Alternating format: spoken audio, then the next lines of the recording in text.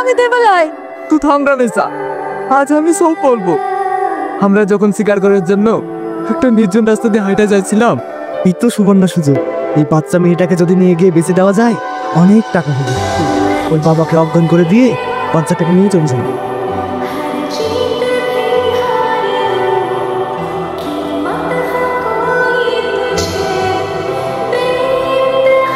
সেই থেকে যাবো নেই, ওর কাছে আমার মেয়ের মতোই থাকতো। তোমাদের কাছে আমি জোর করছি না, ভিক্ষা চাইছি, দাও, আমার মেয়েকে ফিরিয়ে দাও। আচ্ছা সোহেল, ভাগ্যের কি পরিহাস, তোর মেয়ের সঙ্গে আমার ছেলের বিয়ের কথা তো হয়েই ছিল। আজ আমার কোনো আপত্তি নেই রে।